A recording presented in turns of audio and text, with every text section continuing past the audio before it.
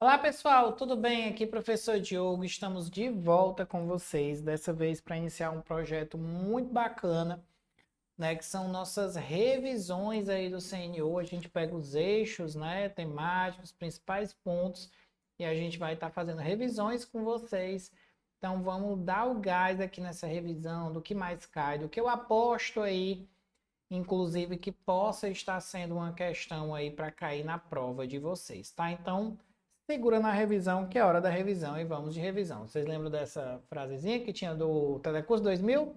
Se liga, que é hora da revisão. Então vamos lá. Para o tema Seguridade Social, e aqui eu englobei todos aqueles pontos do edital que tratam da Seguridade Social, beleza? Então vamos lá para a nossa primeira questão. Prova da FGV de 2025. Juiz federal substituto. Então pense no grau de dificuldade da própria juiz federal, né? Mas ela se torna mais difícil essa questão, porque realmente na hora que você está lendo isso aqui, você fica meio enlouquecido, mas tem coisas que dá para a gente acertar, não é tão impossível não. Peguei a prova me lascando assim para dizer para vocês que não é tão impossível. Então vamos lá. São princípios da Previdência Social. Cálculo dos benefícios, considerando-se os salários de contribuição corrigidos monetariamente, economicidade e irredutibilidade do valor do benefício de forma a preservar-lhes o poder aquisitivo. Aqui nós temos o primeiro erro, tá? A irredutibilidade do valor do benefício significa que os benefícios não podem, né, retroagir de valor. Não que eles têm que preservar o poder aquisitivo. O que faz preservar o poder aquisitivo, pessoal, não é a irredutibilidade do valor, é a correção do valor monetário desses benefícios, que tem que ser corrigidos anualmente, preservando, né, o seu poder de compra, tá? Então, não é a irredutibilidade, mas a correção anual do valor. Então, aqui está errado. B. Previdência complementar facultativa, custeada por contribuição adicional. Caráter democrático descentralizado da gestão com a participação do governo, comunidade, trabalhadores em atividade, esse nome não existe, representantes das empresas, também esse nome não existe. Tá? Então, às vezes, pessoal, uma questão assim mais difícil, uma questão que ela tem, né, elementos que são muito parecidos, a FGV, ela muda uma palavra ou outra, acrescenta uma palavra ou outra, e aí eu sempre falo que tem um pouco a ver com feeling. Quem faz muita aula, assiste muita aula, faz muita prova, e tá aí vidrado no concurso, vivendo os concursos, pessoal, uma palavra que ela tá deslocada do que tá na letra da lei, você já se toca, você já sente ela. Tá no seu coração, uma coisa de sentimento, e aí você não se perde com ela, tá? Então, aqui, errado também. C. Previdência complementar facultativa custeada ou não por contribuição adicional. Não faz o menor sentido, né? Como é que uma lei ela vai dizer que uma coisa é outra coisa? Ela não deixa algo, né, factível na legislação. Você já corta daqui, certo? Vamos para a D. Universalidade de participação nos planos previdenciários. Uniformidade e equivalência dos benefícios e serviços de populações urbanas e rurais, seletividade e distributividade na prestação dos benefícios. Verdadeiro item, letra D. Tudo bonitinho. E aí vai falar de cálculo dos benefícios corrigidos pela taxa Selic. Nem existe esse nome Selic aí aparecendo nos princípios da Previdência Social, tá? Como se trata de uma revisão, eu vou trazer aqui para vocês os princípios, né, da Previdência Social. Primeiro, contributividade. A Previdência ela é contributiva. E aí a gente sabe que dentro da Seguridade Social a gente tem a Previdência, que ela é contributiva, certo? A gente tem a saúde e a assistência social, que elas são universais. Ah, Diogo, mas a assistência não é universal, mas não é para quem precisa, universais para quem precisa, mas ela é baseada no princípio da universalidade. Ok? 2, obrigatoriedade de filiação, todo mundo é obrigado. 3, equilíbrio financeiro e atuarial, ou seja, tem que haver um equilíbrio nas contas, né, do governo em relação à previdência, senão quebra, né? 4, universalidade de participação nos planos previdenciários, show de bola. 5, uniformidade e equivalência dos benefícios e serviços às populações urbanas e rurais. 6, seletividade e distributividade. 7, olha o que eu falei para vocês, salários de contribuição corrigidos monetariamente, aí eles são corrigidos justamente para manter o poder aquisitivo de compra, mas não está falando isso, está falando que o salário de contribuição é corrigido monetariamente. 8, irredutibilidade do valor dos benefícios. 9, garantia do benefício não inferior ao salário mínimo, não pode ser inferior ao salário mínimo. 10, previdência complementar facultativa, ou seja, ela é facultativa, não é obrigatória, previdência complementar. 11, gestão quadripartite de previdência social. Beleza, show de bola. Aqui no caso da previdência quadripartite, com esse termo, quadripartite. Aí, olha isso que legal. Tempus Regict Actum. Que é isso, Diogo? Isso aqui é do Harry Potter? Tempus Regict Actum. Pai, você faz uma mágica? Não, pessoal. Sabe o que significa isso aqui? É muito interessante. Significa que você sempre vai estar segurado pela lei da Previdência da sua época. Exemplo, né? Quem se aposentou nos anos 70 está regido pela lei dos anos 70. Mesmo que nos anos 90 mude, 2000 mude, até você ir desta para uma melhor, até você ir de F, certo? Como o pessoal fala, meu filho, não sei o que foi de F. O diabo é ir de F. Aí foi quando eu entendi de onde é que vocês sabem de onde é que vem esse negócio do IDF, vou contar para vocês. O IDF é porque quando você tinha um jogo aí da internet de muito tempo, não é de agora não. Não sei porque que ficou na moda isso. E quando uma pessoa no jogo morria, né? Atirando e tal, de tiro, apertava a tecla F do controle, que era Press F to Respect. E aí o personagem batia uma continência para a pessoa que tinha morrido. Tipo, aperte o F para prestar suas condolências. E aí ficou o IDF. Você vê, né? Então, tempus regit atum significa que você está sob a lei da sua época, tá? Então, é ela que vai mandar ir no rolê. 13, a automaticidade das prestações estão lá automaticamente todos os meses, beleza? Então, a gente tem esses princípios informadores da Previdência Social bem bonitinho aqui para vocês, com questãozinha, revisão, ó. Bom demais, Toim!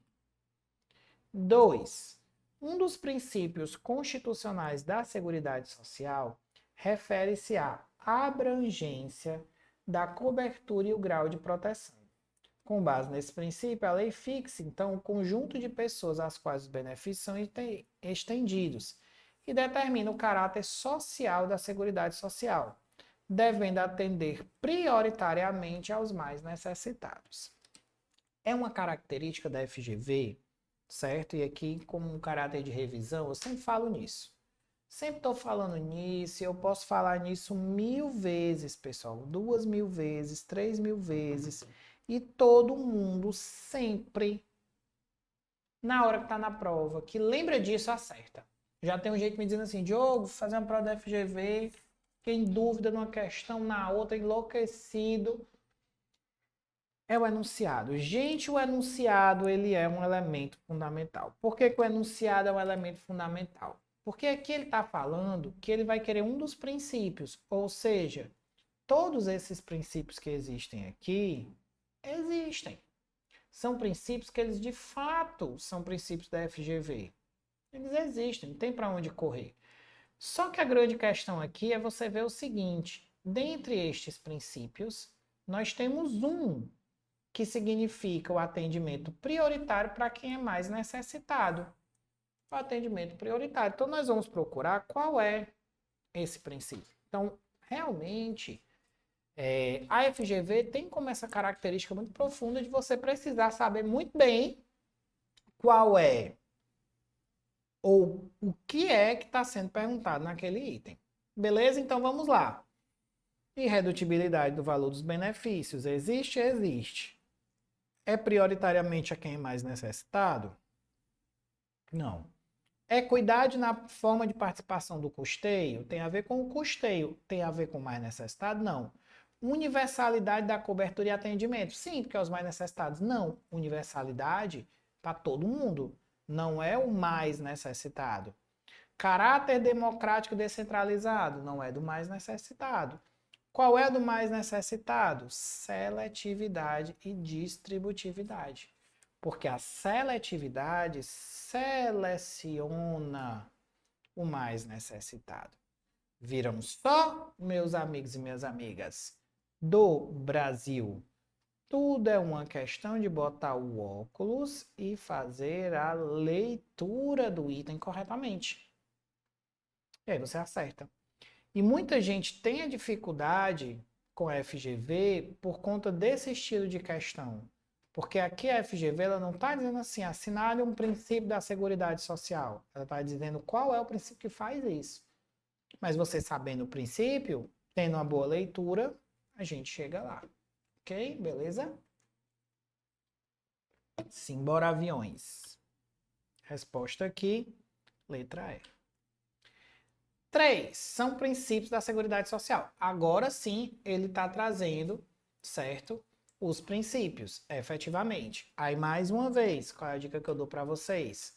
Quando ele traz vários princípios, você quer marcar só um, isso significa que um deles vai estar errado, certo? Aliás, significa que um deles vai estar certo, todos os outros vão estar errados. Ou seja, você vai procurar a palavra errada ou a palavra que te traz estranheza. Sempre, pessoal, a palavra que te traz estranheza é a dica que eu dou para vocês. Quando você faz muita questão e estuda, você sabe aquelas palavras que dão estranheza. Certo? Aquela que você... Ui, isso aqui tá errado. Pronto, é por aí. Então vamos lá. São princípios da Seguridade Social. A. Caráter democrático e descentralizado da administração. Nenhuma palavra parece estranha. E receitas das contribuições sociais. Receitas. Me parece uma palavra estranha. Isso aqui eu estou pensando na hora da prova. Para a próxima. Participação da iniciativa privada. Geralmente, quando a gente fala de iniciativa privada, é como complementar, né? Então, participação da iniciativa privada não me parece estranho. Gestão regional quadripartite. Regional? E fala de gestão regional, né? Irredutibilidade do valor dos benefícios, equidade na formação da participação e do custeio. Não vi nada de diferente. Participação na formulação e controle das ações em todos os níveis. Então, o que é que nós encontramos aqui? Uma palavra esquisita na A, uma palavra esquisita na B, uma palavra esquisita na C, e ficamos entre a D e a E. Só nesse rolê, a gente já tem o quê? A gente já tem 50% de chance de acertar a questão. E aí você vai saber que redutibilidade e equidade da participação é a resposta correta. Item correto, que é que está de acordo com a questão, está de acordo com a lei, né?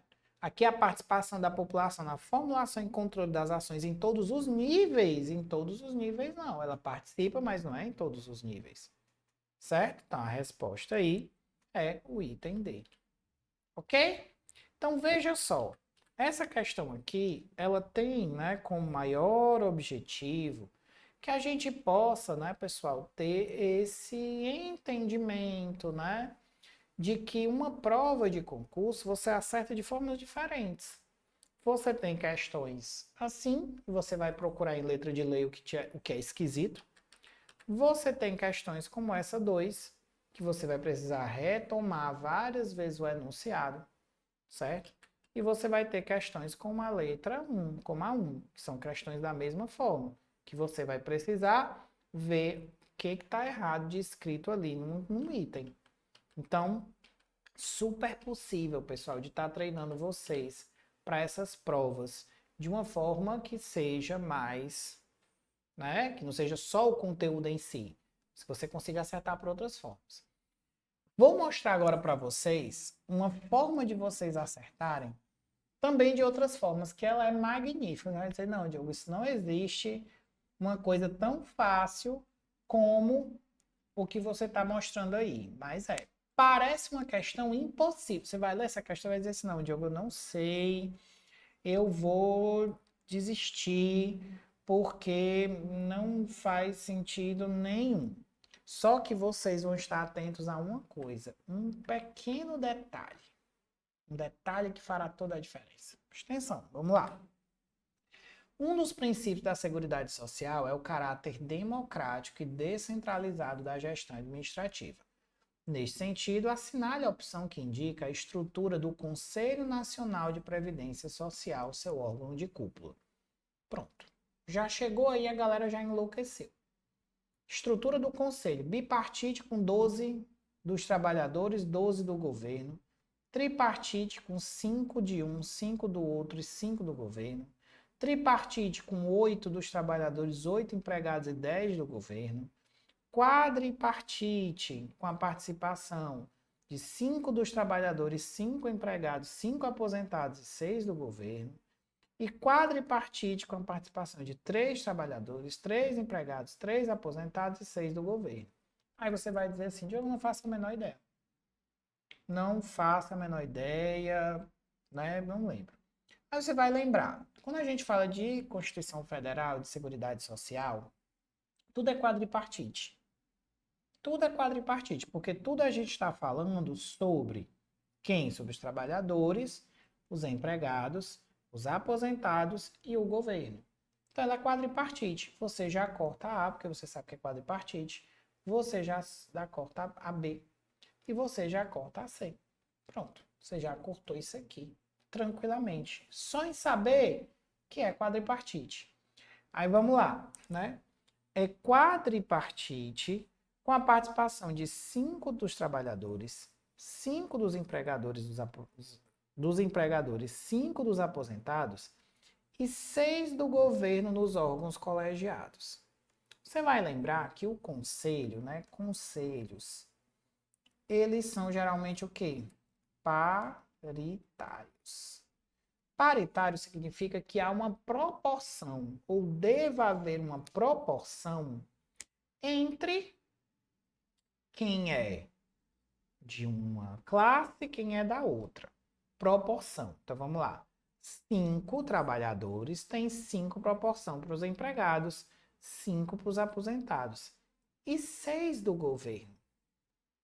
Olha que coisa estranha. O do governo é só um a mais do que a representação dos trabalhadores, por exemplo. Isso está paritário? Não parece estar paritário. Agora, olha a outra.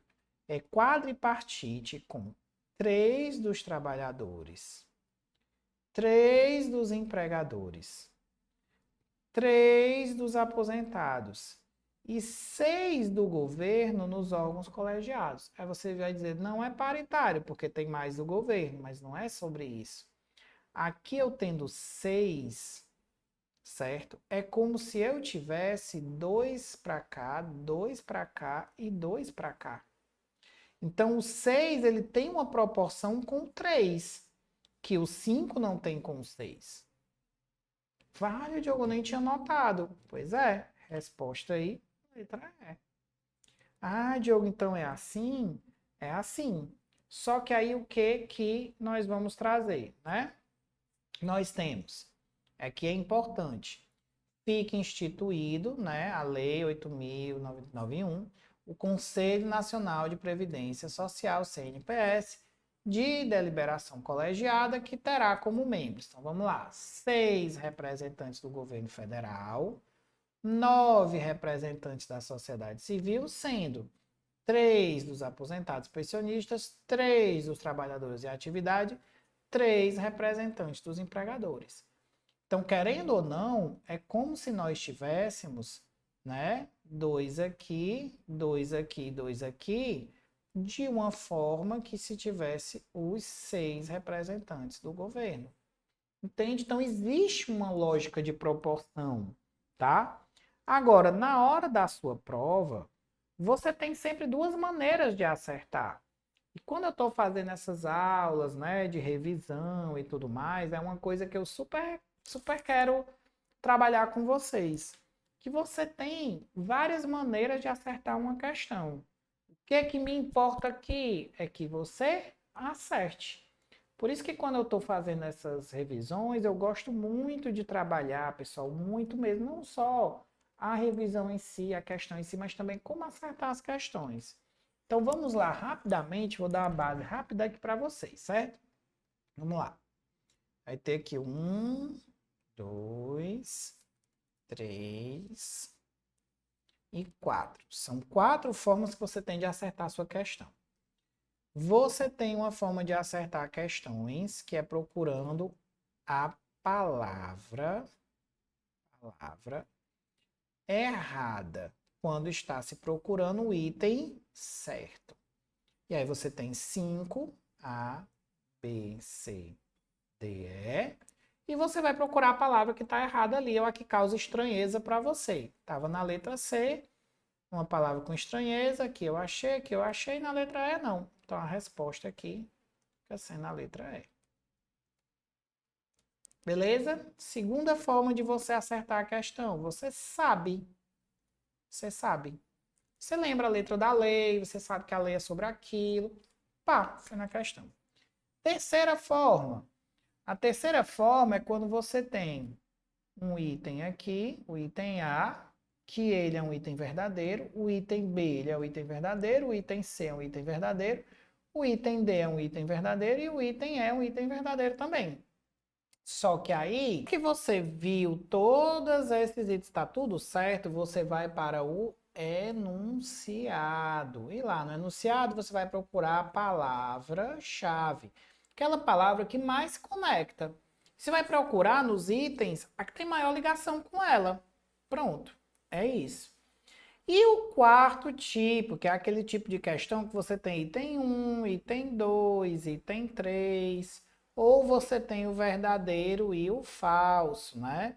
Então, o que você faz aqui nesse tipo de questão? Você vai fazer o seguinte, você vai ver a questão, certo? E às vezes é sobre elementos de um determinado conteúdo. Digamos que você saiba do conteúdo de Seguridade Social 50% da Seguridade Social. Nessa questão, você precisaria, para poder acertar os 3 itens, você precisaria saber botar o 4 para ficar mais fácil. Você precisaria acertar aqui, do item 1 ao 4, 25% do conteúdo, certo? 25%, 25%. O que você vai fazer nessas questões? Você vai fazer assim, bom, então pronto. Eu sei que o 2 está falso. Porque esse 25% eu sei. Eu não sei. Que eu não estudei isso aqui, eu não estou lembrando. 3 também eu não sei, porque eu não estou estudando isso aqui, eu estou lembrando. Mas o 4 eu sei que é verdadeiro. Vou lá nas opções, muitas vezes as opções da FGV, com um ou outro você já consegue saber qual é o item correto e pronto, e nem adianta ficar enlouquecendo com os outros, não. Se ainda assim não der, aí você vai, né, para o famoso chute direcionado. Mas são essas as 4 formas que você tem de acertar uma questão. Né? Você está vendo aqui que o saber é uma delas. O saber efetivamente, óbvio. Todas essas outras, você precisa ter um certo saber. Esse certo saber é o quê? É você sentir que aquela palavra não é correta, é porque você estudou e viu que ela não estava nos estudos. Ainda que você não lembre o lugar dela. Entende? A mesma coisa para cá, a mesma coisa para cá. Eu não estou dizendo para vocês, como tem pessoas, você não precisa estudar para passar. Claro que precisa estudar para passar. Não existe a menor lógica nisso. Agora, você precisa saber que ninguém é um mini gênio que sabe tudo. Às vezes a pessoa não sabe tudo, mas ela tem, e aí é importante, uma base, e com a base ela consegue chegar muito longe. Ok? Beleza? Vamos lá para a questão 5. Em 24 de janeiro de 2023, né, a Previdência Social Brasileira comemorou 100 anos de existência.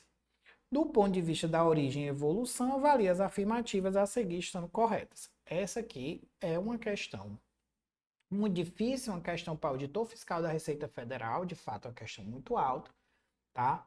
Mas eu quero lembrar elas alguma coisa para vocês. Então vamos lá. Né? A chamada Lei Eloy Chaves não foi o primeiro instrumento normativo a produzir algum tipo de amparo a trabalhadores nacionais. Então vamos pensar o seguinte comigo. Diogo, eu lembro, olha aqui, olha a lógica, gente. Vem foco aqui, por favor. Eu lembro que eu vi em algum lugar sobre essa Lei Eloy Chaves. O que ela significa na história da Previdência Social? Ela é a primeira grande assim, legislação, o marco, né, que se fala de surgimento da Seguridade Social brasileira. Só que olha o que ele está falando aqui, a chamada Lei Eloy Chaves não foi o primeiro instrumento normativo a algum tipo de amparo a trabalhador nacional. Estamos, né, pensando em 1923 na Eloy Chaves. Óbvio que ela não seria o primeiro, nós tivemos outros antes.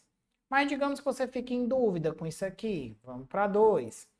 As caixas de aposentadorias e pensões na forma original perduraram no Brasil até a criação do Instituto Nacional de Seguro Social e INSS. As CAPs ficaram funcionando até o INSS. Será? Não tenho certeza. Você bota aqui em interrogação. 3. O modelo original da Lei Eloy Chaves era voltado a trabalhadores da indústria têxtil, sem outras categorias envolvidas. Aí o que a gente aprende do mais básico do mais básico? Que a Lei Eloy Chaves é o marco da Seguridade Social, é o marco, e que ela era para os ferroviários, que é o melhor time do estado do Ceará, é o ferroviário, o famoso Ferrim, também conhecido como o Tubarão da Barra, né? Então eram os ferroviários. Isso aqui, gente, é conhecimento básico. Você tem que saber que Eloy Chaves é o marco do surgimento da Seguridade Social brasileira. Você tem que saber que era para os ferroviários. Isso aqui eu já considero que vocês saibam de primeira. Então você tem certeza que o item 3 está errado. Correto? Você tem certeza que o item 3 está errado. Desta forma, você corta o D e já corta o E. E aí você fica com esses dois. Já tem aí 60% de chance de você acertar. Entenderam, aliás, né? 45%, desculpa. 45% de chance de você acertar. Beleza, já melhorou bastante. Você volta para o item 1. E vão na lógica. Não foi o primeiro a produzir algum tipo de amparo ao trabalhador. Não está falando nem de seguridade.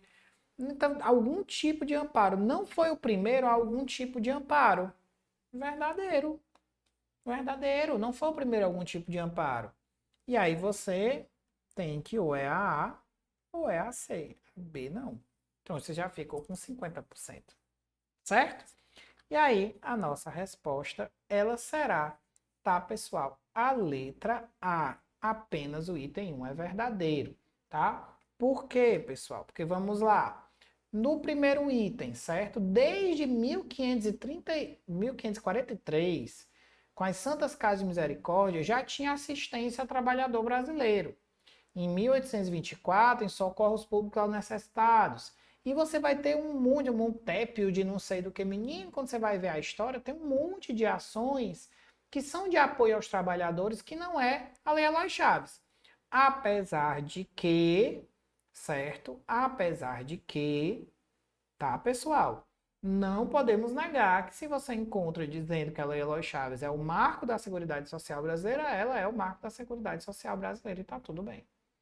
Beleza? Ok, é isso. 2. O INSS, ele resultou da fusão das seguintes autarquias, do IAPAS e do INPES. Então, ele é resultado da fusão desses dois, IAPAS mais INPES, certo?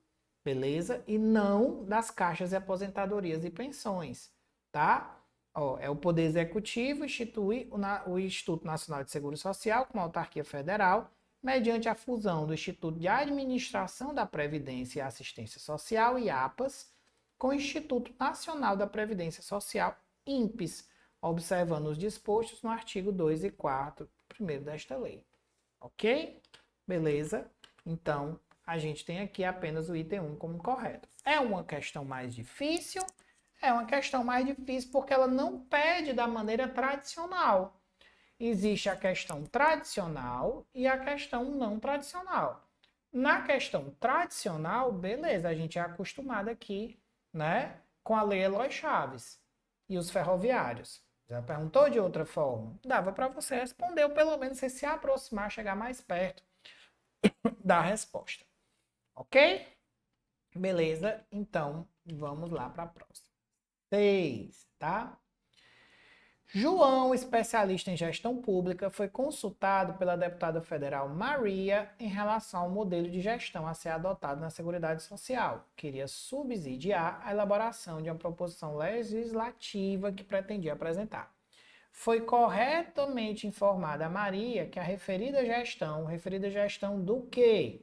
Gestão da Seguridade Social. A. Deve ser centralizada na União, de modo a assegurar a uniformidade do sistema.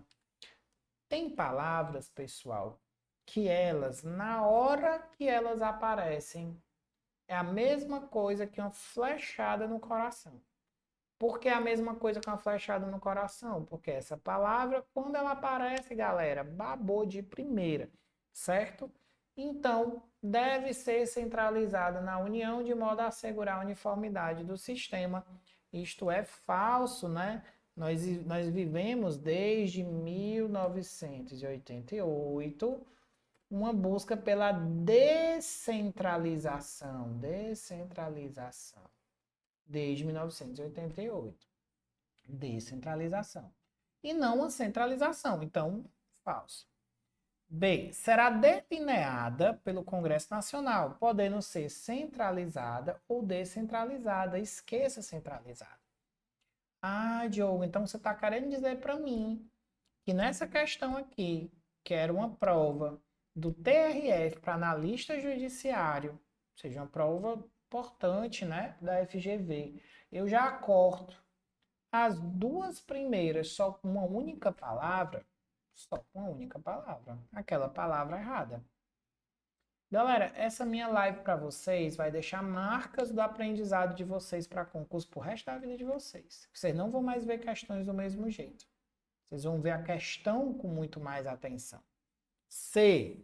Deve contar com a participação do governo e dos segurados nos órgãos colegiados. Governo e segurados.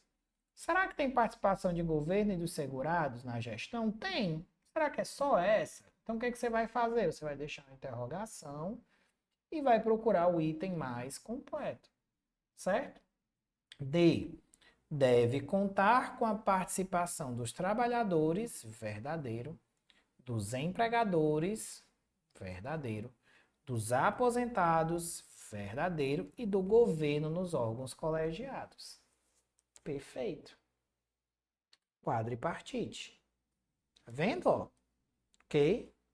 Aí vamos para o último. Deve contar com a participação da sociedade civil, dos trabalhadores, dos empregadores, dos aposentados e do governo. Aqui é como se fosse 5. E você sabe que ela é quadripartite.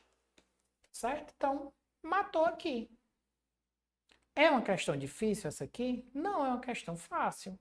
É uma questão da FGV e super, hiper, topster para a gente poder estudar, porque eu não duvidaria que ela caísse nessa configuração para vocês.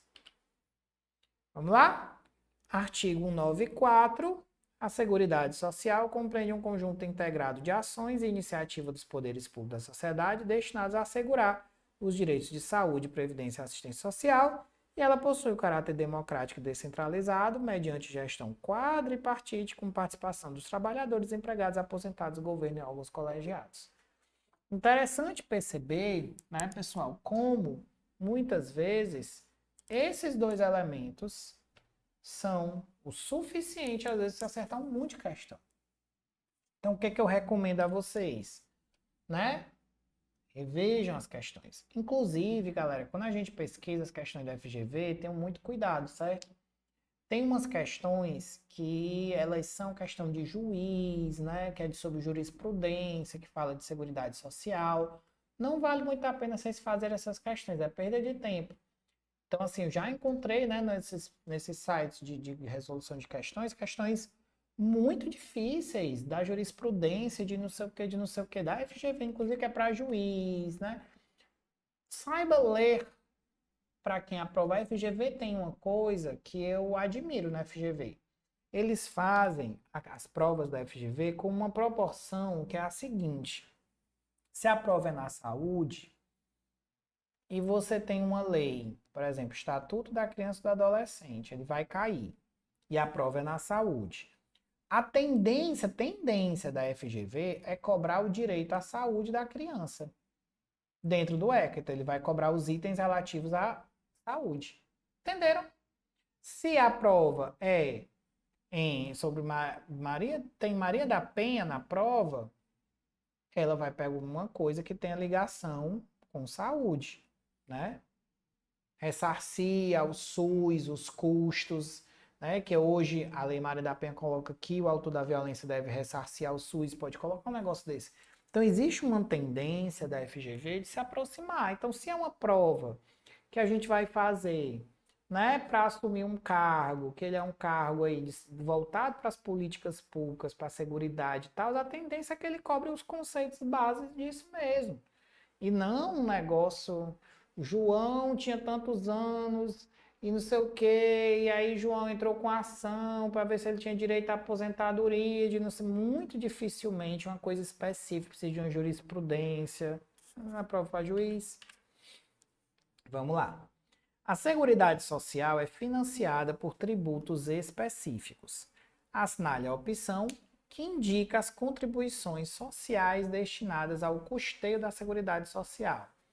Aqui, pessoal, já vou dizer para vocês, nós teremos tá, uma questão sobre as contribuições sociais. É batata. Sempre cai, sempre tá lá, é algo que é como se fosse obrigatório, tem que marcar na carteirinha, na cartela das questões. Beleza? Então vamos lá. Alternativas. A contribuição sobre o lucro líquido, CSLL. A contribuição sobre receita de concursos de prognósticos, correto. A contribuição do trabalhador e dos demais segurados da Previdência, correto. Diogo, agora esse lucro líquido, CLSL, o que é isso aqui? Vamos ver as próximas. CONFINS, Contribuições de Intervenção de Domínio Econômico, CIDES, e CONFINS Importação. Diogo de Deus, eu sei lá disso. Contribuição sobre o lucro líquido e contribuição de melhoria e CONFINS. Contribuição de empresa sobre salário, iluminação pública e CONFINS de importação. Intervenção do domínio econômico CIDES e contribuição sobre lucro líquido e CONFINS. Diogo de Deus, diabo, eu estou nos confins do universo, morrendo de medo dessa questão. Mas vamos lá. Constituição Federal, artigo mais simples possível do mundo, artigo 195. A Seguridade Social será financiada por toda a sociedade, de forma direta e indireta, nos termos da lei, mediante recursos provenientes dos orçamentos da União, do Estado, do Distrito Federal e dos municípios e seguintes contribuições sociais. Então, vamos lá. 1. Do empregador, da empresa e da entidade a ela equiparada na forma da lei, incidente sobre Então, vai ser incidente ao empregador, à empresa, a partir de 3 aqui. Quais são esses 3? A folha de salário e demais rendimentos dos trabalhos pagos creditados a qualquer título à pessoa física que lhe preste serviço, mesmo sem vínculo empregatício.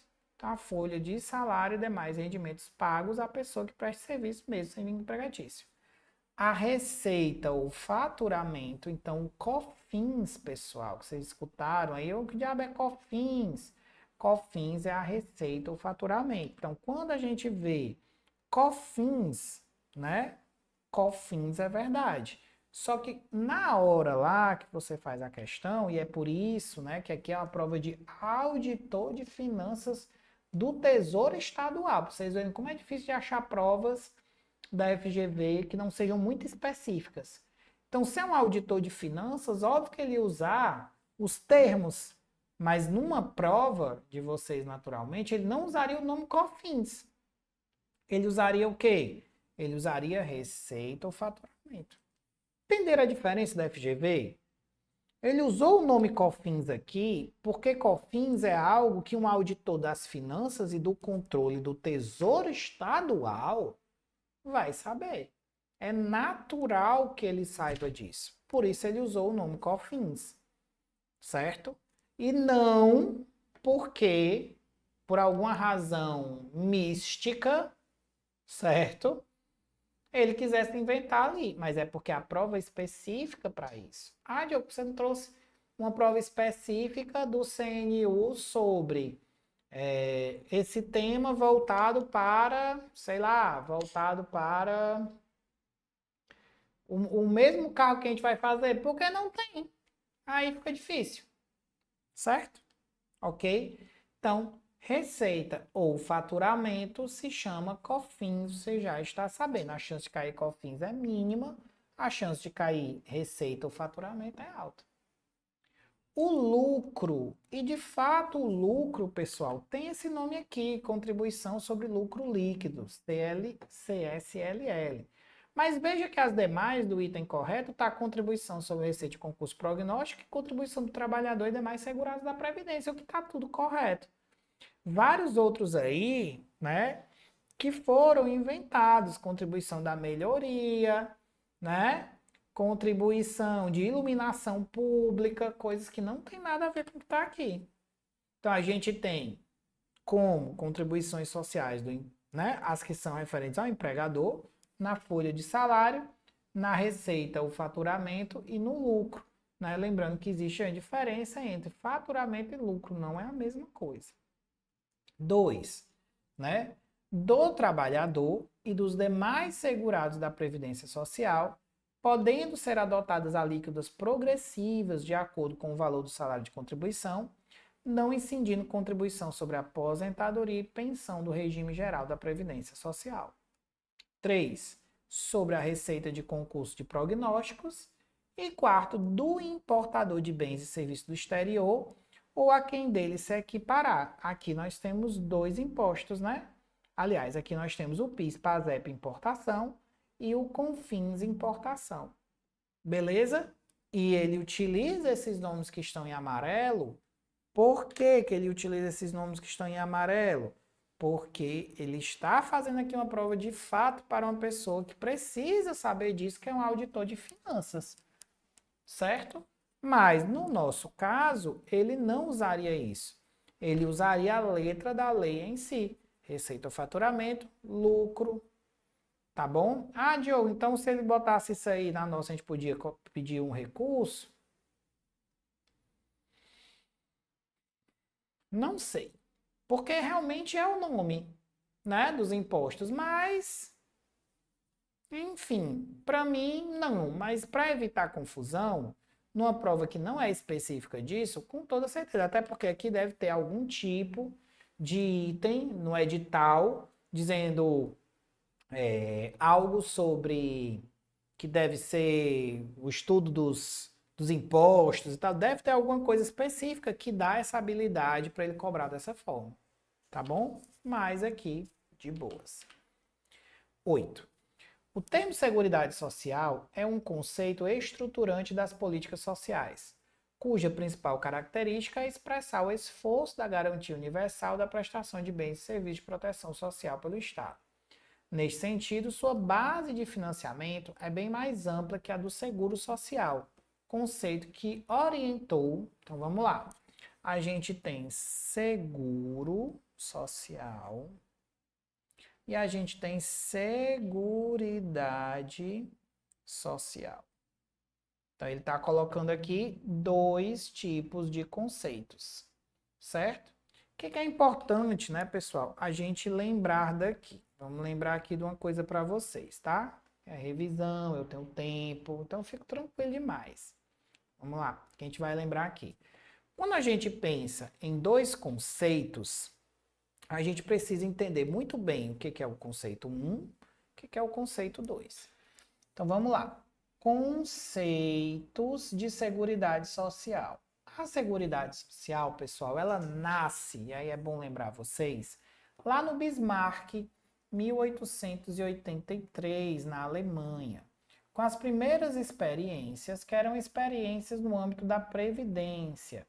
Essas experiências no âmbito da Previdência, elas buscavam, né, segurar pessoas em momentos de invalidez e de velhice ou de ausência de trabalho, certo? Então, essas primeiras iniciativas da Seguridade Social, que foram chamadas de iniciativas bismarckianas, elas tinham a noção de seguro social. Essa noção de seguro social quer dizer segurar as pessoas em períodos de crise. E elas tinham uma perspectiva muito clara. Que perspectiva é essa? Era uma perspectiva, pessoal, voltada aí para o que nós vamos chamar de lógica do seguro, ou ainda uma lógica contributiva. Lógica do seguro ou lógica contributiva. O que é a lógica contributiva? O trabalhador, ele vai tirar uma parte do salário dele, certo? O salário dele, uma parte dele, e essa parte dele, ela faz uma caixa, por isso era o termo caixas, né? De aposentadorias e pensões, uma caixa essa na qual eu vou guardando esse dinheiro para no momento de invalidez, velhice e ausência de trabalho, eu poder utilizar, certo? Então, essa é a lógica chamada lógica do seguro. A lógica do seguro é a lógica que ela vai orientar as ações relativas à previdência social no Brasil. Como um todo, né? As ações de previdência social como um todo. Essa é a lógica do seguro. Beleza. Qual é a outra lógica, Diogo? A outra lógica é a lógica que nós vamos entender como uma lógica que veio lá em 1945, 46, chamada de Plano Beveridge, que também vai ser chamada de lógica social. Na lógica social, os direitos eles são universais. E eles não precisam de contribuição prévia. Então, de onde é que vem o dinheiro, Diogo? O dinheiro vem de uma contribuição indireta, que é através dos impostos sobre o consumo. Então, na hora que você compra, né, deixa eu ver aqui, você compra uma barra de cereal, se vocês forem comprar uma barrinha de cereal, vocês vão ver isso. Tem lá a barrinha de cereal. Comprou a barrinha de cereal, pessoal, uma parte dessa barrinha, você corta aqui a parte da barrinha e vai ver lá nos negócios, tem os impostos, né? Os impostos estaduais, os impostos federais e os impostos municipais. Então, você tem esses três tipos de impostos. Pronto. Então, você tem essa lógica aqui. Essa lógica é chamada de lógica social, ou em alguns momentos de seguridade social, como uma lógica mais ampla. E ela vai orientar a assistência social no Brasil e vai orientar, né, a saúde, certo? Sendo uma lógica que a gente tem como um modelo da Seguridade Social brasileira hoje, inclusive um modelo chamado de híbrido, justamente por conta disso. Ok? Beleza, gente, eu tô tão cheiroso, vocês não têm noção, ó. Que perfume bom. Ave Maria, passar perfume para si mesmo, para eu mesmo me achar cheiroso. Bom demais. Então vamos lá, tá? O termo Seguridade Social é o conceito estruturante das políticas públicas, que a principal característica é a garantia universal. Nesse sentido, sua base de financiamento é mais ampla do que a do seguro social, conceito que orientou, então vamos lá.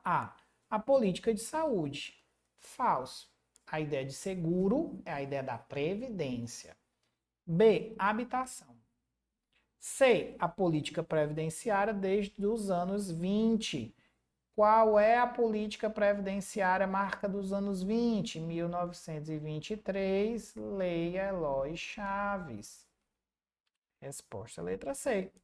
Doutrina da segurança pública, sistema de assistência social. Nunca foi contributivo. Então, quando ele fala em lógica do seguro, ele está falando eminentemente de contribuição. Contribuição é previdência. Ok? Show? Beleza? Uma verdadeira aula para meus amores. 9. Acerca da Seguridade Social, Bochetti destaca que foi somente com a Constituição de 88 que as políticas de previdência, saúde e assistência social foram reorganizadas e reestruturadas com novos princípios e diretrizes, passaram a compor o sistema de seguridade social brasileiro. Acrescenta que aquelas diretrizes constitucionais, como a universalidade na cobertura, uniformidade e equivalência dos benefícios, seletividade e distributividade nos benefícios, irredutibilidade dos benefícios, equidade no custeio, diversidade no financiamento e caráter democrático e descentralizado da administração, não foram totalmente materializadas. E outras orientaram as políticas sociais de forma bastante diferenciada. Disto posto, verifica-se que, apesar de ter um caráter inovador e intencionar compor um sistema amplo de proteção social, a Seguridade Social acabou se caracterizando como um sistema. Aqui eu preciso de um certo cuidado com vocês. Tenho notado nessas questões da FGV que quando a FGV vai mais para o lado, né, de provas que são menos de cargos que são técnicos, mas que não são tão no sentido, como é que eu posso dizer? Como era aquele que a gente acabou de ver, um auditor, uma coisa assim. Quando ele não vai para esse lado, ele gosta de questões que fazem você ter uma visão crítica. Aí você vai precisar saber o que você vai buscar na questão. Porque você tem a letra da lei, e você tem a crítica social. Ambas as questões podem aparecer. E é por isso que eu estou trazendo para vocês questões de letra de lei e questões de crítica social. Por quê? Porque eu estou trazendo para vocês o âmbito das duas possibilidades. Certo? Tanto a letra de lei como a crítica social. Então, vamos lá. Primeiro ponto. Certo? Seguinte, quando eu falo de letra de lei, eu posso pegar, por exemplo, universalidade na cobertura, certo? Se eu pego universalidade na cobertura, eu estou querendo dizer o que para vocês? Que existe uma universalidade garantida em lei. Isso, se ele estiver perguntando na prova qual é o princípio da seguridade, ele é universalidade na cobertura. Ou diretriz constitucional, né? Como ela está citando aqui. Por outro lado, tá? Se eu estou fazendo uma crítica social, eu vou saber que a Seguridade Social, ela não atinge todo mundo igualmente. Então, essa crítica social, ela fica de fora do rolê. Então, eu tenho uma letra de lei e uma crítica social. Ok? Então, vamos lá. Alternativas, certo? A. Ele é um sistema homogêneo.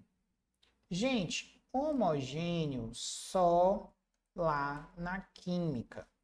Tudo que é social é sempre heterogêneo. homogêneo, em termos de ser humano, nunca dá certo, porque nós não somos seres homogêneos. Nós somos heterogêneos, né? A gente tem várias formas de expressão, então não tem homogêneo. Aí, integrado na conquista, inserido não é homogêneo, já está errado daí. B. Universal. Quanto mais se desvencilhar da lógica social e mais assumir a lógica do seguro. Lembra que eu disse para vocês que você tinha a lógica social e a lógica do seguro? O que ele está falando aqui? Que é universal, quanto mais se desvencilhar do social e mais for para o seguro. Falso. Ele é universal quanto mais próximo do social e mais longe do seguro. Porque o seguro é o quê? O seguro é contribuição. Tá, a partir do momento que o seguro é contribuição, outros 500. C. Securitário, que é estruturante na Seguridade Social, traduzindo-se na lógica da universalização dos direitos sem estabelecimento de seguro contributivo. Drogas. Uso forte de entorpecentes, né? Porque securitário é aquele que está segurado. Segurado é quem paga pelo seguro. Então, securitário não tem lógica da universalização. Universalização é a lógica social e não a securitária, do segurado que pagou. A ideia é que eu não precise da contribuição para eu receber o direito, porque eu já recebo através, né, dos impostos naturais que eu pago no meu dia a dia para o Estado. Certo? Tem que ser errado. D. Contributivo, destinado a potenciais demandantes da lógica social. Falso. Contributivo não é lógica social. E restrita à universalização. Restrito e universalização na mesma frase já está errado. E é híbrido, que conjuga direitos derivados e dependentes do trabalho, previdência, com direitos de caráter universal, saúde, e direitos seletivos, assistência. Perfeito, letra E. Diogo, mas tu não disse que a saúde também era universal? Vamos lá. A ideia de universalidade, ela se materializa totalmente na saúde, com o SUS, e na assistência social, ela existe porque qualquer um pode vir. A gente viu isso na pandemia, né? Durante a pandemia, muita gente que estava achando que nunca precisaria de assistência social, infelizmente precisou. Então, a assistência social é para aquele que precisar. Mas a gente sabe que aquele que pode vir a precisar, ele pode ser qualquer um de nós, né? Como dizia aí um historiador que eu acho muito interessante sobre consciência de classe, ele fala que a gente está muito mais perto da classe média, está muito mais perto da pobreza do que da riqueza, apesar da gente querer ter os perfis e os sonhos de riqueza, mas a gente está muito mais perto da pobreza, muito mais perto da pobreza, né? A gente não quer se constituir com similitude com os pobres, a gente quer se constituir com os ricos, mas a gente está muito mais perto da pobreza. Tá? Se você é rico, você não está assistindo meu vídeo agora. Você não precisa de concurso. Então, é isso. 10. O produtor, o parceiro, o meeiro e o arrendatário rurais, o pescador artesanal, o assemelhado que exerce essas atitudes individualmente ou em regime de economia familiar, são classificados como assegurado especial da Previdência Social. Entende-se como regime de economia familiar. Então, o que é o regime de economia familiar? A ocupação de familiares consanguíneos ou não, que é realizada no domicílio de uma outra família, mediante pagamento diário ou semanal, sem que gere lucro para a parte empregadora. Primeiro que eu não entendi nada do que ele estava falando. Familiares consanguíneos ou não, realizada num domicílio de outra família que paga Estranho. Será que isso é uma economia familiar? B. Forma de articulação de agrupamentos familiares vizinhos para viabilizar um processo de produção doméstico com um ente catalisador de crescimento e desenvolvimento socioeconômico daquela localidade. Então, um negócio grande que vai para toda a localidade. Diogo, não me parece ainda verídico. C. Atividade em que o trabalho dos membros da família é indispensável à própria subsistência. É exercido em condição de mútua dependência e colaboração sem utilização de empregados. Economia familiar. Aí vamos lá para entender o que é família. Família, né? A gente tem um conceito de família, que ele é um conceito muito bom, que inclusive é um conceito que eu gosto muito, que é o conceito de família da Lei Maria da Penha, que família é todo mundo descendente naturalmente, ou que cria sentimentos de família, seja por pertencimento, seja inclusive por livre e espontânea vontade de estar com outro. Isso é família. Então é um conceito muito amplo de família. Só que o conceito de família utilizado, né, na assistência social e aquele conceito voltado para benefícios sociais, ele geralmente envolve o quê? O núcleo doméstico, o espaço de vivência sobre o mesmo teto. Família não é só quem está no mesmo teto, mas família acaba sendo, veja só como é importante isso, para efeitos de construção de políticas, aquelas que estão no mesmo teto. Se eu penso em economia familiar, eu estou pensando em quê? Em atividades em que o trabalho dos membros da família é indispensável à própria subsistência e é exercido em condições de mútua dependência e colaboração, sem utilização de empregados. Isso é família. Eu não estou procurando uma renda extra, eu não estou procurando empregados, eu não estou procurando a minha localidade, certo? Eu não estou realizando no domicílio de outra pessoa, que é o item A. É nesse domicílio, aquela família para sobrevivência, certo? D. O labor dos pequenos produtores que coletivamente se ocupam de uma ou mais atividades semi-artesanais, viagem, serviços de indivíduos da mesma família que vivem em espaço residencial comum e se ocupam de trabalhos sazonais e por demanda. Sazonais, né? O que é um trabalho sazonal? Ó? Sazon. É aquele negócio que você coloca no frango, né? Para assar o frango. Sazon. É, não, o sazonal é um trabalho que ele acontece de tempos em tempos, né? Você tá tendo ali colheita, mas depois não tem mais, então é um trabalho sazonal. Pesca. Pesca é um trabalho extremamente sazonal. Porque tem uma época que você não pode mexer, que é a época que os peixinhos estão lá furunfulando para gerar mais peixinhos. Resposta letra C. No contexto da Previdência Social, o segurado especial é caracterizado do regime de economia familiar. Produção é realizada por membros da família, colaborando mutuamente, o trabalho é essencial para a subsistência, não há contratação de empregados e a atividade é individual ou coletiva, mas com caráter familiar e comunitário, típica da agricultura familiar, pesca artesanal, etc. Tá? Então eu trouxe aqui esse último ponto que não tinha ali para você sair com o conhecimento todo bonitinho. Diogo de Deus, aprendi horrores nessa sua aula, horrores. Pois é, gente, o nome disso se chama aula feita com coração, amor, dedicaciones por vocês, queridos. 11. É um dos vértices do tripé da Seguridade Social, né? Sabe que a Seguridade Social ela tem um tripé. O que é um tripé aqui? Tripé, ó, baseado em 3 pés, né? Aqui, saúde, assistência social e a previdência, certo?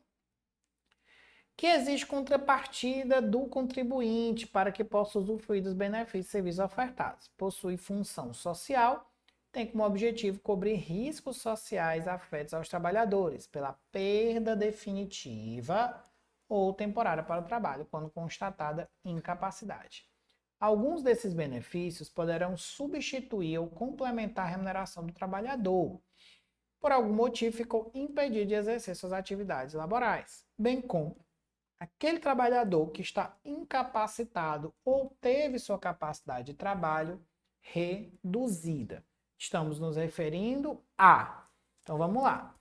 Um dos vértices da Seguridade Social ou é saúde, não é isso? Ou é assistência ou é previdência.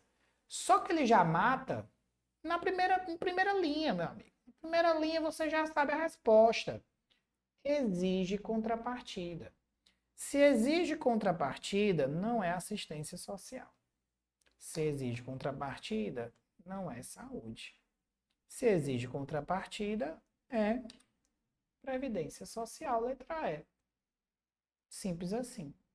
Ah, Diogo, mas capacidade para o trabalho, não pode estar incapacitado, por que não pode ser o BPC, benefício de prestação continuada? Porque o benefício de prestação continuada, ele não é aposentadoria e ele nem é um benefício da Previdência. O BPC é um benefício da assistência social, porém ele é operacionalizado pelo INSS. O INSS operacionaliza, mas o BPC ele é um benefício da assistência social, certo? Ok? Isto. 12. A Constituição Federal de 88 estabelece no seu artigo 194 que a Seguridade Social compreende um conjunto integrado de ações de iniciativa dos poderes públicos e da sociedade destinados a assegurar direitos. De acordo com o documento publicado no Cefes, intitulado Os Impactos da Reforma da Previdência na Classe Trabalhadora, no ano de 2019 foram aprovadas mudanças que representam um desmonte integral da Previdência Pública. Com base na leitura crítica sobre o tema, aí que ele já está falando que é uma leitura crítica, assinale a alternativa incorreta. Para mim, como assistente social, certo? Sempre, gente, em qualquer oportunidade, qualquer possibilidade, né? Ele sempre, pessoal, sempre, né? Ele será o item mais fácil. Você sempre vai encontrar o item mais fácil quando você está falando do incorreto. Por quê? Porque aí você vai procurar a lógica da questão e no instante ela vai aparecer. Quer ver como no instante ela aparece? Vamos lá, né?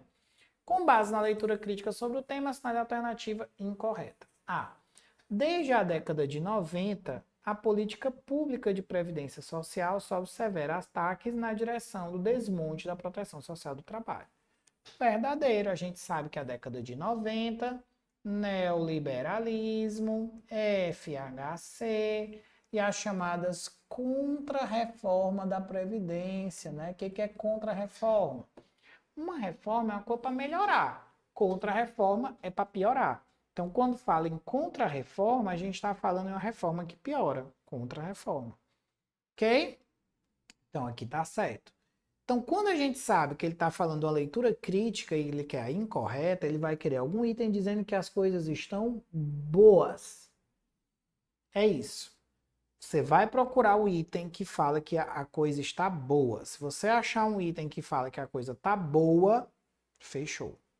Tá? Vamos lá. B.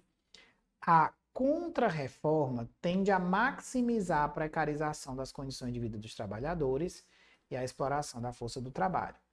Aumentar a precarização e a exploração. Verdadeiro, porque está ruim. Então, é a visão crítica. C.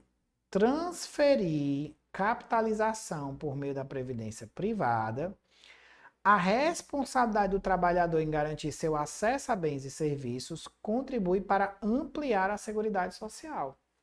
Isso é uma coisa ruim, né? É uma coisa ruim. Porém, na questão ela está falando que é uma coisa boa. Não é verdade? Então ele está querendo dizer que colocar a responsabilidade da Previdência de forma privada para o próprio trabalhador pagar uma previdência por fora privada amplia a Seguridade Social, o que é falso, incorreto, não amplia a Seguridade Social. Ele deixa a Seguridade Social mais vulnerabilizada. Então, aí está falso, ok? D. A contrarreforma representa a ampliação de barreiras ao acesso a benefícios e serviços da Previdência Social. A contrarreforma representa ampliação de barreiras, verdadeiro. Contra-reforma é algo que é contrário a reformar. O que é contrário a reformar é destruir. Então, correto. É a parcela de mais baixa renda da classe trabalhadora é quem mais vai sofrer com os impactos da seletividade do acesso, pois terão que trabalhar mais tempo e sempre, né? É no lombo, como diz aqui no Ceará, é no lombo de quem mais trabalha. Ok? Beleza? Então a resposta aqui, letra C. 13ª, vamos lá. Somente com a redemocratização da sociedade brasileira, seguida pela consolidação da CF de 88, é que se passa a estruturar o embrião da cidadania social no Brasil. O processo teve início já nos finais da década anterior, com o fortalecimento da sociedade civil e oposição à ditadura militar. A respeito das disputas entre os distintos projetos societários, cabe sinalizar que a ala democrática teve importantes conquistas na Constituição de 88. Tanto que a gente chama ela de Constituição Cidadã. Constituição Cidadã. Entre as conquistas, chamam a atenção as premissas que banalizaram a ampliação formal. Então vamos lá. Entre as conquistas, chama a atenção as premissas que banalizaram a ampliação formal de alguma coisa. Então vamos lá. A. Do controle social e o ativismo popular no âmbito das políticas públicas. B. Da cidadania estratificada e o desmonte da Seguridade Social. C. Da democracia social e o alargamento da democracia política. D. Da despatriarcalização e a pauta feminista. Da democracia racial e o apagamento das discussões sobre gênero. Vamos lá, gente, né? O que a gente precisa aqui entender? Aqui a gente vai falar sobre um contexto. Um contexto que é um contexto de época. Que contexto é esse? Final dos anos 80, início dos anos 90. Então, final dos anos 80, início dos anos 90, a gente tem um contexto social no qual a gente tinha muita esperança, certo? Nas conquistas que a gente estava pós-ditadura. A gente tinha, né, acabado a ditadura militar e agora a gente tinha condições de pautar um projeto mais de cidadania. Então, a grande questão, né, as grandes conquistas, certo, que vão aparecer nesse momento, são conquistas em relação à questão do primeiro grande ponto que a gente precisou, né, conseguir efetivar. Foi o quê? A democracia. A democracia que vinha após o fim da ditadura militar. Então ele está falando aqui, ó. O que ele está falando? Oposição à ditadura militar. As disputas que permaneceram naquela conjuntura, porque depois que acabou a ditadura militar, ainda tinha disputa de poder por projetos mais alinhados à ditadura e projetos alinhados a uma visão mais ampla social. Ele vai dizer, das disputas que permearam aquela conjuntura, cabe sinalizar que a ala democrática teve conquistas grandes, que foi a Constituição Cidadã. Entre as conquistas, chama a atenção as premissas que balizaram a ampliação formal. Então, premissas, não é que banalizaram. Eu acho que a primeira vez que eu li ele é errado, né? Não é que banalizaram, eu que li errado, ó, que balizaram a ampliação formal.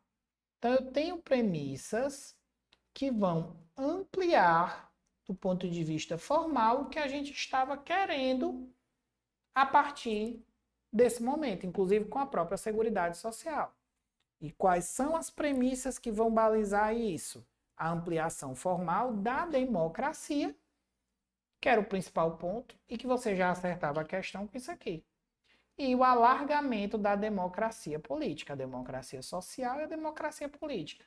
A democracia social, ela veio através da Seguridade Social, que até então não existia, e a Constituição de 88 traz a Seguridade Social. E a democracia política através de uma prática chamada de controle social. Ok? Então a gente tem democracia social e controle social. Beleza? Questão 14, né? A Lei 8.202 de 91, que dispõe sobre a Seguridade Social, e aqui eu sempre faço esse cuidado para vocês, tá? Sempre. Nós temos hoje em vigor duas legislações. Meus cabelos, eu posso cortar os cabelos, gente, que eu tô olhando aqui no espelho. Mas eu tenho que botar um gel nele para ele não ficar muito espetado, né? Então, nós temos aqui dois elementos que são muito importantes, certo? Para a gente. Primeiro elemento, a gente entender que existe a Constituição Federal. Na Constituição Federal, a gente tem de forma muito clara, muito assim, pá, a Constituição Federal, nós temos um elemento da Constituição Federal que é a Seguridade Social, lá do artigo, a partir do artigo 94.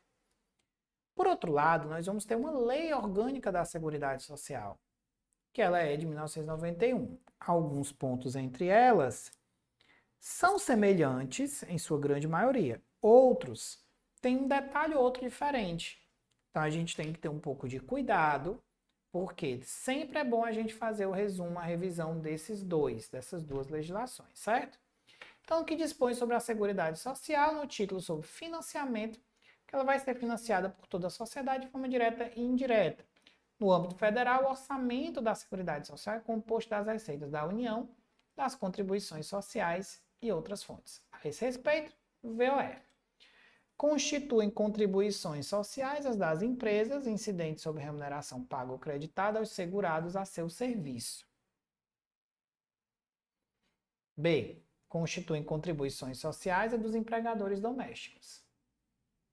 Constituem contribuições sociais as incidentes sobre a receita de concurso e prognósticos. Isso aqui você lembra. Lembra daquela técnica que eu falei? Então você já sabe que o último é verdadeiro. Pelo menos um você corta. Já diminuiu aí uma chance. Certo? Beleza? Aí vamos lá. Contribuições sociais das empresas ou dos empregadores domésticos. Galera, é aí onde a gente está. Certo? É aí onde a gente está. Tem diferenças. Aparecem essas diferenças na legislação. Porque a gente viu ou não viu nada específico sobre empregadores domésticos quando a gente estava lendo lá aquela questão mais cedo. Mas aqui todos os itens estão corretos. Porque, inclusive, na Lei Orgânica da Seguridade Social fala de outras formas de contribuições sociais. Tem diferenças. Então, são sociais incidentes sobre remuneração paga ou creditada aos segurados a seu serviço, verdadeiro. E são contribuições sociais dos empregadores domésticos, verdadeiro. E também receitas de concurso e prognósticos, letra B. Então, muito cuidado aí. Olha só. Artigo 10. A Seguridade será receitas da União, contribuições e outras fontes. Contribuições sociais de empresas, remuneração creditada a segurado de serviço, empregadores domésticos, trabalhadores, salário de contribuição, empresas, faturamento e lucro, incidentes sobre receita de concurso e prognósticos. Às vezes são poucas diferenças que tem entre um e o outro, mas a gente pode se confundir entre elas. Ok? Questão 15. A Constituição Federal de 1988 instituiu a Seguridade Social como um conjunto integrado de ações destinadas a garantir os direitos fundamentais de sua implementação e requer atenção, questões de financiamento, cobertura, acesso da população aos direitos previstos. Com base no funcionamento da Seguridade Social, assinale a alternativa correta. Então, vamos lá para o funcionamento da Seguridade Social. A Seguridade Social brasileira é estruturada exclusivamente com base no financiamento privado, né? Falso, que lombra é essa? B. A política de assistência social no Brasil, apesar de constitucionalmente reconhecida como direito do cidadão, enfrenta desafios devido à sua histórica associação a práticas assistencialistas e à fragmentação da oferta dos serviços. Se você fica na dúvida com um item que parece interessante, você vai para o próximo. C. O BPC considera qualquer idoso ou pessoa com deficiência que comprova vulnerabilidade sem critério de renda familiar. Falso. A renda familiar do BPC é 1/4, podendo chegar a 1/2, dependendo dos gastos que a pessoa tem. Mas, para efeito de prova, 1/4 do salário mínimo. D. A política de proteção social no Brasil se diferencia das demais políticas sociais porque está desvinculada da ordem do capital e atua de forma autônoma. Não existe nenhuma política que atue de forma autônoma. O modelo de seguridade social é amplamente universalista, garantindo igualdade de acesso a todos os cidadãos, independente de sua inserção no mercado de trabalho ou nível de renda. Então, o modelo de seguridade, ele independe de tudo e todo mundo tem direito a tudo. Falso, né? Tá errado. Então, a nossa resposta aqui é a letra B. Política de assistência social, apesar de ser reconhecida como direito, ainda enfrenta desafios, como a histórica associação de práticas assistencialistas e a fragmentação da oferta de serviços. Certo? Então, aí, resposta aí, letra B. Poderia também ser facilmente uma questão lá do bloco aí de assistência social do CNU, tem uma partezinha específica lá do bloco que ele trabalha com a parte histórica, né, da assistência social. Tem a história da assistência social e a história, né, do assistencialismo, que marca a assistência, acaba sendo muito importante. 16. A Constituição de 88 estabelece que a Seguridade Social compreende um conjunto integrado de iniciativas do poder público da sociedade para assegurar direitos de saúde, previdência e assistência. Para tanto, avalie, com base no artigo constitucional, aqui ele está falando da Constituição, não está falando da lei orgânica, se compete ao poder público organizar a Seguridade Social com base nos seguintes objetivos. Tá? Então vamos lá, universalidade da cobertura, uniformidade e equivalência dos benefícios, seletividade e distributividade e irredutibilidade do valor dos benefícios. E aqui a nossa resposta, a letra E, todos eles são sim objetivos. Universalidade da cobertura do atendimento, uniformidade e equivalência, seletividade e distributividade e irredutibilidade do valor dos benefícios. Ok? E aí nós chegamos aqui ao final dessa aula. Gostaram? Uma revisão, gente. Pancada. Pancada, pancada, pancada. Certo? Dá tempo ainda, Diogo, de estudar? Claro que dá tempo. Dá tempo de você pegar e fazer um intensivão aí dos nossos conteúdos, né? Tira 2 horas por dia, vai assistindo aula, 2 horas amanhã, 2 horas depois da manhã, 2 horinhas para você dar uma intensivada, vale muito a pena, tá? E a gente está aí com uma mega ultra power promoção. Um curso original de R$ 1.399, certo? Por apenas R$ 699, você pode parcelar em 6 vezes de R$ 166,50. Você gasta isso aqui num rolê. Nada. Esses dias agora eu fui num canto em Fortaleza, menino, não vou dizer o nome. Eu tomei 2 chopp, uma água, um energético, que nem foi pra mim, porque eu não misturo. Foi pra gata. Aí, e um petisco. Foi R$ 150. Tinha 2 couves, não sei o que. Então, assim, foi quase nada jogado, o dinheiro não quer 1 hora lá, é pouco. Me arrependi, caríssimo. Então, às vezes, a gente investe. O que custa investir? Você vai fazer um investimento, vai ter acesso ao curso e vai fazer o seu CNU aí muito mais preparado. Beleza? Um beijo, valeu e até a nossa próxima aula. Tchau! Vejo vocês dentro do curso. Ok. Falou!